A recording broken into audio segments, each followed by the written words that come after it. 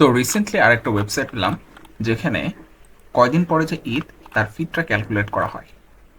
10 লক্ষের বেশি মানুষ এটা অলরেডি ব্যবহার করছে আর 1690+ মানুষ কনফার্ম করছে। তো চলো দেখি এই ওয়েবসাইটের প্রিভিউ। তো ওয়েবসাইটের শুরুতে আমরা ফার্স্টে এরকম একটা প্রিভিউ দেখি।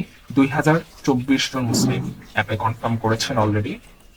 নিচের দিকে আমরা দেখি এটা অটোমেটিক ডিটেক্ট করে নেয় যে আমি বাংলাদেশে নাকি অন্য কোনো কান্ট্রিতে। ঠিক আছে, পাকিস্তান, মানে অটো ডিটেকশন মোড অন করা আছে। ডিফল্ট ল্যাঙ্গুয়েজে সেট করা যায়, বাংলায় সেট করলাম। আর মাঝাবও আছে এখানে, হানাফি, শাফি, মালিকি, হাম।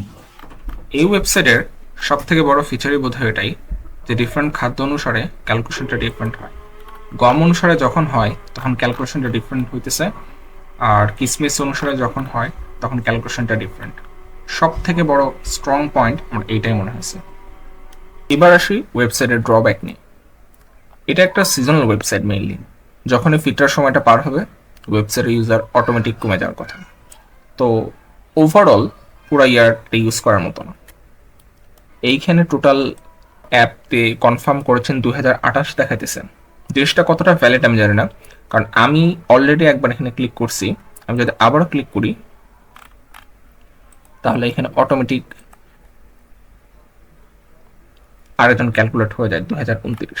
এই জিনিসটা আমার কাছে মনে হয় একটু ড্রব্যাক। যদি একটা লগ ইনের সিস্টেম থাকতো যখন কনফার্ম করতেছি, তাহলে কিছুটা ভ্যালিড ক্যালকুলেশন আমি দেখতে পারতাম এখানে। ওভারঅল সব স্ট্রেংথ, আইডিয়া, ড্রব্যাক মিলায় মাই রেটিং ইজ 6/10।